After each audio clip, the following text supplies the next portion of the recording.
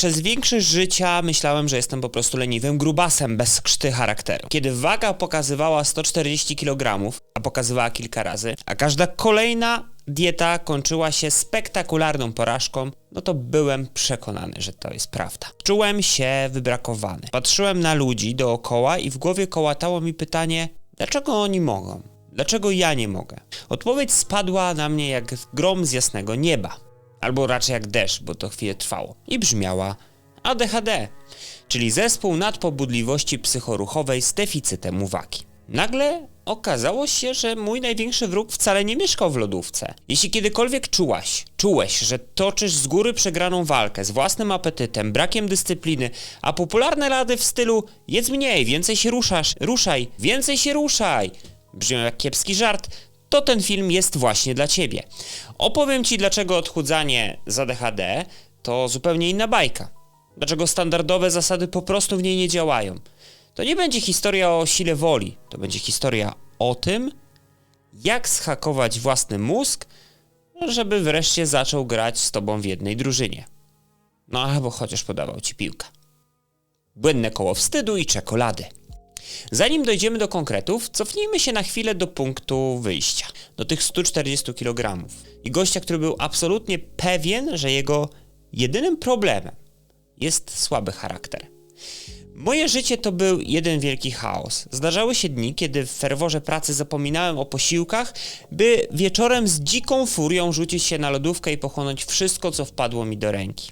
No, były też dni, kiedy nawet najmniejszy stres, frustracja czy nawet nuda kończyły się tak samo. Wycieczką do sklepu po coś słodkiego, a najlepiej słonego i chrupiącego. Cokolwiek, byleby szybko. Jadłem impulsywnie. Szczególnie wieczorami, kiedy cały dzień starałem się walczyć z moimi pragnieniami, żeby coś zjeść, to wieczorem odpuszczałem, bo już nie miałem siły. Szedłem za tym głodem. Nie było tam refleksji czy analizy konsekwencji. Był tylko bodziec i reakcja. A zaraz potem przychodziło poczucie winy, potężny wstyd i to słynne obietnice dobra, od jutra to już na pewno zacznę się odchudzać. Tylko to jutro nigdy nie nadchodziło, a ja za każdym kolejnym kilogramem utwierdzałem się w przekonaniu, że jestem beznadziejny. U mnie nawet to jutro to wyglądało tak, że to jutro to było jak przytyję do 110 kg, to wtedy się zacznę odchudzać, albo jak przytyję do 130 kg, no to wtedy. To były moje jutra. I cały problem polegał na tym, że ja próbowałem stosować rady skrojone pod neurotypowe mózgi. Po prostu jedz mniej, weź się w garść, nie jedz po 18, zaplanuj posiłki na cały tydzień. I słuchanie tego to było jak mówienie komuś, kto ma złamaną nogę, żeby zaczął biegać. Nie miałem pojęcia, dlaczego coś, co dla innych wydawało się banalnie proste, dla mnie było murem nie do przebicia. Czułem się tak, jakbym grał w grę, której nikt nie dał mi instrukcji obsługi. No, aż do momentu, gdy sam stworzyłem sobie te instrukcje obsługi. Diagnoza. Instrukcja obsługi własnego mózgu. Decyzja o pójściu na diagnozę w kierunku ADHD w dorosłym życiu była jedną z najlepszych, jakie podjąłem. Prawda jest taka, że trochę Sara mnie przyparła do muru, ale dzisiaj to pominę. Kiedy usłyszałem potwierdzenie, poczułem coś niesamowitego. Poczułem ulgę. Ogromną, ale i przytłaczającą. Nagle te wszystkie lata porażek, chaosu, poczucia bycia innym ułożyły się w pewną logiczną całość. To nie była jedynie moja wina, to była neurobiologia. A ja po prostu nie znałem klucza, żeby ją zrozumieć. Słowem kluczem do zrozumienia tego wszystkiego była dopamina. Dopamina odgrywa ważną rolę w motywacji, nagrodzie i koncentracji. W ADHD problem nie polega po prostu na tym, że jest jej zawsze mniej, tylko na tym, że układ dopaminowy działa inaczej. Przez to trudniej utrzymywać uwagę, trudniej utrzymywać motywację przy zadaniach, które nie mają szybkiej nagrody. I to było trochę jakbyś miał telefon, który jest wiecznie rozładowany i woła ci, żebyś podłączył ładowarkę.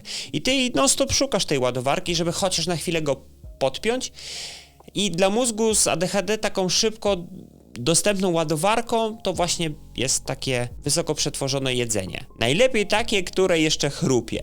A cukier i tłuszcz działają jak dopaminowy strzał dla naszego mózgu, dając nam takie chwilowe poczucie ulgi, satysfakcji, skupienia.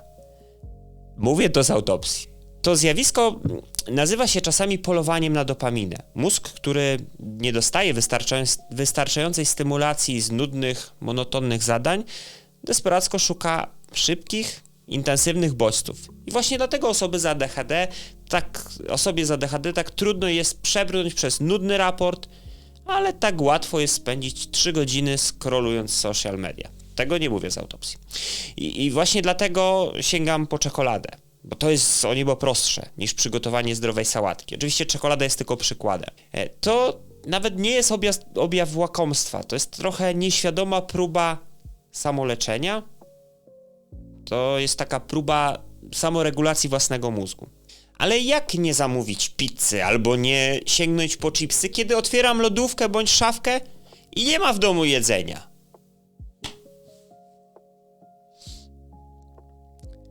Anatomia porażki. Dlaczego diety nie działają przy ADHD?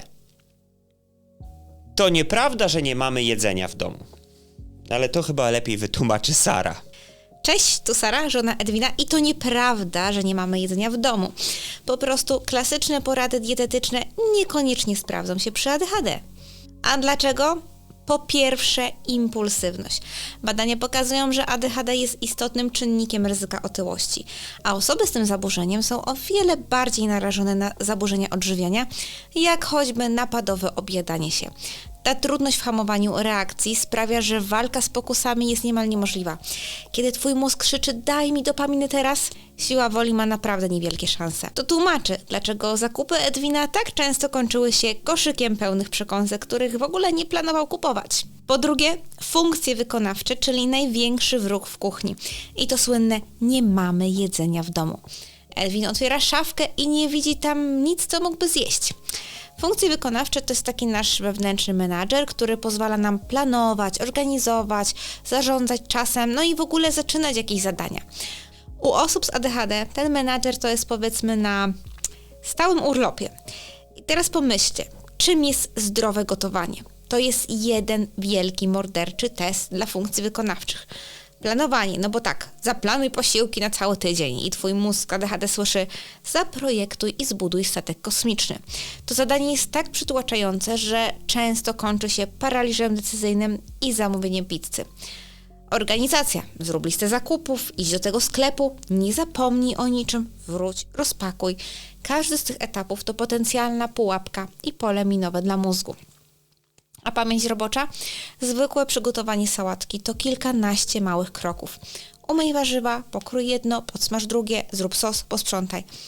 Zamówienie jedzenia, 2 kliknięcia w apce albo wyjście do sklepu po chipsy. Mózg z ADHD zawsze, ale to zawsze wybierze ścieżkę najmniejszego oporu, bo jego zasoby na zarządzanie sobą wyczerpują się błyskawicznie. Problem numer 3. Jedzenie emocjonalne i problemy z czuciem własnego ciała. Osoby z ADHD często mają problem z rozpoznawaniem i nazywaniem własnych emocji. No i co robisz, kiedy czujesz nieokreślone napięcie, stres, smutek albo nudę, ale nie potrafisz tego zidentyfikować? Mózg podsuwa najprostsze wyjaśnienie. Chyba jestem głodny. Edwin więc zajadał swoje emocje, bo nie miał innych narzędzi, żeby sobie z nimi poradzić. Do tego zachodzą też zaburzenia interocepcji, czyli takiej zdolności do odczytywania sygnału z własnego ciała. Na przykład mój mąż ignorował sygnały głodu przez wiele godzin, by potem kompletnie nie poczuć sygnału sytości i zjeść o wiele za dużo. A na koniec zaburzenia snu. I to też jest kolejny klasyk przy ADHD. Problemy z zasypianiem i nieregularny sen kompletnie rozstrajają naszą ludzką gospodarkę hormonalną, podnosi się poziom greliny, czyli hormonu głodu, a spada poziom leptyny, czyli hormonu sytości. I w efekcie po źle przespanej nocy nie dość, że mamy mniej siły na walkę z impulsami, ten nasz mięsień siły woli, on już jest na wyczerpaniu od rana, to jeszcze nasz organizm biologicznie domaga się więcej jedzenia. Gdy nie ma dla ciebie wyjścia, przynajmniej jeśli tak czujesz, Kiedy po raz kolejny zderzałem się z tym samym murem, wiedząc, że moja własna biologia i mój chaotyczny mózg z ADHD grają przeciwko mnie, to czułem się bezradny. Pamiętam moment absolutnego zwątpienia. Odpuść, schudniesz, ale zaraz będzie efekt jojo i tak przytyjesz. Nie ma dla ciebie wyjścia. U mnie funkcje wykonawcze potrafiły być w tak opłakanym stanie, że samo zmuszanie mózgu, żeby zaplanować listę zakupów, to był paraliż decyzyjny. Takich rzeczy było wiele. Ta lista zakupów jest po prostu przykładem. Ale wiecie, co mi pomogło pchnąć ten kamień do przodu? Dzień, w którym przestałem udawać bohatera. Bohatera układającego wszystko samemu. Dzień, w którym chciałem zdjąć ten ciężar z mojej żony i przestałem liczyć, że ktoś za mnie musi wykonać tę pracę. Ale jednocześnie pozwoliłem sobie na pomoc z zewnątrz i trafiłem wtedy pod skrzydła Holi, czyli nowoczesnej kliniki leczenia otyłości online. I to był naprawdę absolutny przełom. Przede wszystkim w mojej głowie, bo w Holi otyłość traktują jak złożoną, przewlekłą chorobę, którą leczy się opierając na medycynie, wyrozumiałości i faktach, a nie na tym, że ocenia się pacjenta przez pryzmat braku silnej woli. W Holi podchodzi się do organizmu holistycznie, jak sama nazwa marki wskazuje, i ja poczułem tę ulgę, poczułem tę misję, którą Holi stara się szerzyć, bo kiedy przystąpiłem do Holi, to po raz pierwszy zeszła ze mnie cała ta narastająca presja, ten wstyd. Dla mojego mózgu z ADHD kluczowe było to, że nie dostawałem po prostu sztywnej rozpiski z dietą, która w sumie wywołałaby kolejny paraliż. W Holi nie dostałem też po prostu recepty. Zostałem zaopiekowany za pomocą przydzielonego zespołu. Moja dietetyczka Kasia nie kazała mi wywracać życia do góry nogami, tylko wspólnie uczyliśmy się nowych małych nawyków. Kasia na przykład zaczynała od pokazania mi moich mocnych stron, mówiąc: zobacz, to robisz super. No i tego się trzymajmy. Taką rzeczą na przykład było jedzenie dużej ilości warzyw. Ja myślałem, że wszyscy jedzą dużo warzyw, a okazuje się, że to nie jest takie oczywiste. No i kiedy z Kasią na ten temat rozmawiałem, to było to dla mnie naprawdę pokrzepiające, bo trochę poczułem się dumny z siebie. Zaczynałem zmiany od dobrego nastawienia. Dopiero potem budowaliśmy poprawki, bo dostawałem wskazówki w stylu: w tym posiłku zamień to na przykład na jajko. Albo do tej zupy w przyszłości możesz dodawać fasolę, żeby podbić białko. I to jest proces, a nie terror i odgórne nakazy. Kiedy poczułem ich merytoryczne i autentyczne wsparcie, a przede wszystkim zobaczyłem efekty, wy też je widzicie, byłem pod ogromnym wrażeniem, więc napisałem do Holi z pomysłem, że może nasze historie mogą się wspólnie przeciąć, i tak zostałem ambasadorem Holi, a Holi zostało oficjalnym partnerem tego kanału. Jeśli wy czujecie się przytłoczeni ocenianiem, pustymi komunikatami typu weź się w garść, albo trudnymi planami diet czy brakiem zrozumienia, no to dajcie sobie wreszcie prawo do odpowiedniej kuracji bez oceniania. Z moim kodem Światłosy plus Holi otrzymacie 200 zł zniżki na początkowy pierwszy miesiąc na leczenie w klinice. A on kosztuje was dzięki temu tylko 149 zł, a w tej kwocie już Holi zapewnia wam bezpłatne badania krwi, a jest ich niemało, oraz też jest nielimitowany czat z psychodietetyczką, dzięki czemu można rozwiać każdą wątpliwość bez czekania na kolejną wizytę. I dodam jeszcze, że to nie jest jak klasyczna wizyta u dietetyka. To trochę wygląda jak taki proces, w którym ktoś naprawdę się opiekuje. Ale to ty musisz zrobić ten pierwszy, bezpieczny krok dla własnego zdrowia, tak jak zrobiłem to ja. Link do strony kliniki zostawiam wam pod spodem w opisie. Jak wreszcie schudłem? Moja utrata wagi nie zaczęła się wtedy, gdy po raz setny zacisnąłem zęby mówiąc: teraz dam radę! Zaczęła się wtedy, kiedy odpuściłem. Kiedy przestałem się obwiniać i zrozumiałem, że muszę stworzyć system, to moje ulubione słowo, który będzie odporny na moje własne ADHD-owe potknięcia. No i musiałem zostać trochę inżynierem swojego otoczenia. Oto co do zasady działa. I oczywiście każda z tych rzeczy wymaga ode mnie jakichś drobnych modyfikacji, ale metoda małych zmian, albo inaczej. Metoda dużych zmian, ale małymi krokami to jest coś, co rzeczywiście długofalowo przynosi zmiany w moich nawykach. Pierwsze, stworzenie środowiska niskiego tarcia. Cóż to znaczy? Bo zamiast rzucać się na ambitne diety z innej planety, ułatwiam sobie trochę życie tym, że ulepszam cały mój ekosystem. Mój cel to przede wszystkim lepsze przekąski. Dzisiaj staram się mądrze zastępować słodycze i chipsy, na przykład orzechami czy suszonymi owocami.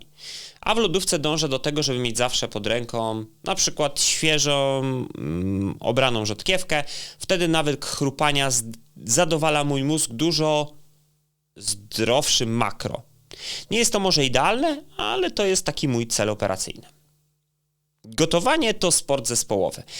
Prawda jest taka, i z tego miejsca przybijam piątkę mojej wspaniałej żonie Sarze, która w dużej mierze gotuje dla nas obiady, bo ja ją raczej karmię rano, żeby nie było.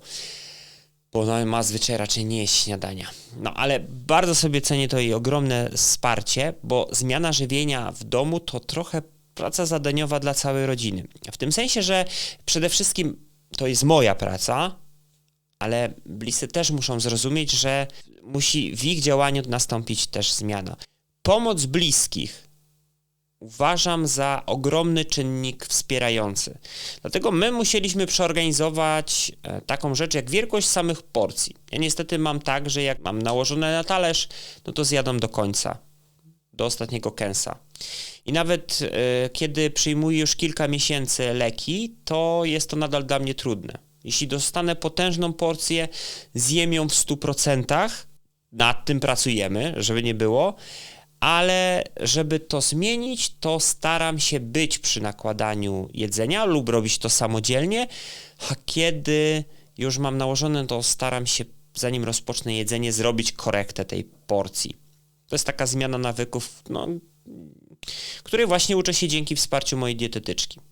Jeżeli ktoś nakłada mi jedzenie, to porcja zazwyczaj jest nieprawidłowa, albo za duża, albo za mała, ale najczęściej za duża i staram się po prostu tego pilnować. To jest dla mnie naprawdę bardzo ważne. Sprawdzone zakupy. Nie szukam w sklepie jakichś wymyślnych, gotowych, zdrowych dań. Po prostu zamieniam produkty, te, które normalnie kupuję, na ich zdrowsze alternatywy. Na przykład zamiast mozzarelli takiej klasycznej kupuję mozzarellę light. Jeśli już cola, no to ta zero. I choć to kupuję i tak ekstremalnie rzadko, ale wybieram taką alternatywę. Nie kupuję gotowych pierogów, klusek z jakimiś sosami czy boks obiadów. No zamiast tego biorę na przykład warzywa na patelnię mrożone, które czekają w lodówce, kiedy potrzeba zrobić jakiś obiad na szybko.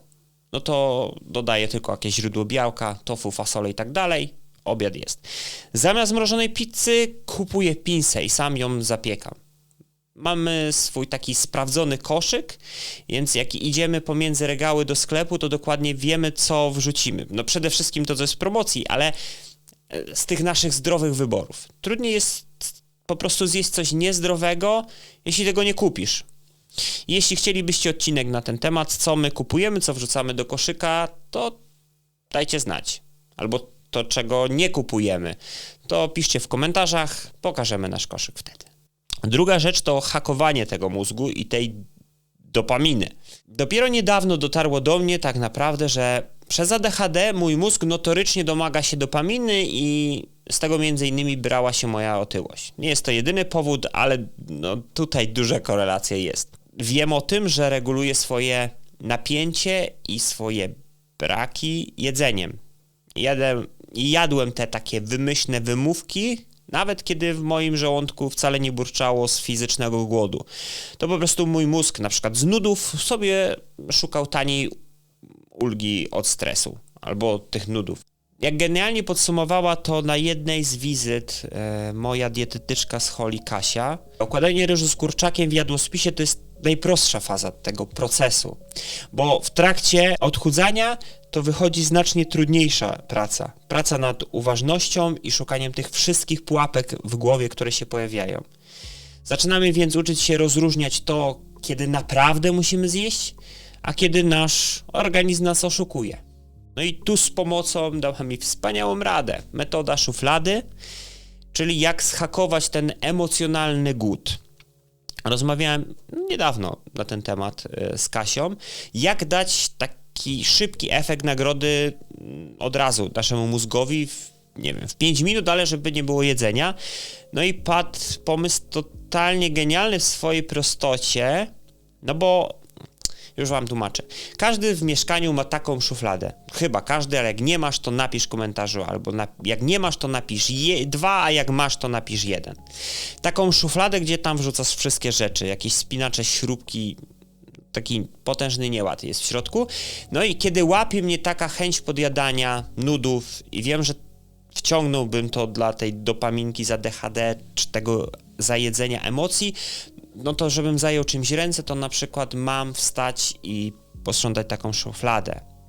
No i układam w niej rzeczy, poświęcam na to parę minut, zamykam, otwieram ponownie, patrzę, wow, super, widzisz jaki efekt natychmiastowy, daje taki potężny wystrzał dopaminy w mózgu za jedno głupie zrobione zadanie, że nagle po prostu zapominasz, że chciałeś w ogóle iść i coś zjeść, na przykład sięgnąć do szafki ze słodyczami. Tak działa uważność. I to nie jest łatwe, niestety, bo minęło jakieś 1,5 tygodnia, od kiedy usłyszałem tę metodę, a w szufladzie nadal mam bałagan. No nie znaczy to, że nie byłem głodny, bardziej znaczy to, że zidentyfikowałem 3 takie sytuacje, w których no powinienem posprzątać tę szufladę, ale poległem po prostu. Niemniej wierzę cały czas, że uda mi się regularnie sprzątać szuflady zamiast lodówki. Rozumiem, że mogę też posprzątać inne miejsca. Albo umyć okno. Jestem niesamowicie ciekawy, czy któreś z tych mechanizmów brzmią dla was znajomo. Też zauważyliście u siebie związek między chaosem w głowie a chaosem na talerzu? Dajcie znać w komentarzach, jak wy sobie radzicie z takim impulsywnym jedzeniem, zmęczeniem w kuchni albo zajadaniem emocji. Wasze historie i patenty są dla mnie niezwykle cenne, bo ja będę czytał te komentarze i być może to też pomoże innym. A jeśli ten film dał wam do myślenia i chcecie więcej takich treści o praktycznej stronie życia z ADHD, zostawcie łapkę w górę, zasubskrybujcie ten kanał. To dla mnie najlepszy sygnał, że ten temat jest dla was ważny. Moja droga ze 140 do 95 kg nie była podróżą w poszukiwaniu silnej woli. To była długa podróż w poszukiwaniu instrukcji do obsługi mojego własnego mózgu. A zrozumienie, że walczę z neurobiologią, a nie z własnym charakterem, było wyzwalające. Zdjęło ze mnie ten gigantyczny ciężar wstydu, który dźwigałem przez wiele lat. A jeśli temat otyłości interesuje cię bardziej, no to chciałbym cię zaprosić do zadawania pytań w komentarzach, może być kilka. Chętnie postaram się na nie odpowiedzieć albo ktoś mi w tym pomoże. I przy okazji zapraszam też na specjalny webinar ze specjalistą na temat związku ADHD z chorobą otyłościową, który odbędzie się 28 kwietnia 2026 o 19:00 i ten webinar będzie dla wszystkich pacjentów choli dostępny, więc jeżeli jesteś pacjentem choli, no to nie możesz o tym zapomnieć. Przypominam też jeszcze o zgłoszeniach do podcastu na temat otyłości. Zapraszam do mnie, jeśli chcesz porozmawiać o swoich doświadczeniach, opowiedzieć z czym się zmagasz, jak wygląda twoja walka, no to wypełnij formularz z linku w opisie. A jeśli zmagasz się z wagą i masz wrażenie, że ciągle zawodzisz pomimo najszczerszych chęci, zatrzymaj się, może problem nie leży w twojej motywacji, ale w podejściu, które jest kompletnie niedopasowane do twojego umysłu. Odchudzanie z ADHD to nie sprint na motywacji, to maraton raczej, którym uczysz się być architektem swojego otoczenia i inżynierem swoich nawyków, zamiast takim surowym treserem swojego rzekomo słabego charakteru. I dziś po raz pierwszy w życiu ja Edwin, czuję, że mam odpowiednie buty, mapę, biegnę we właściwym kierunku i tobie też serdecznie tego życzę.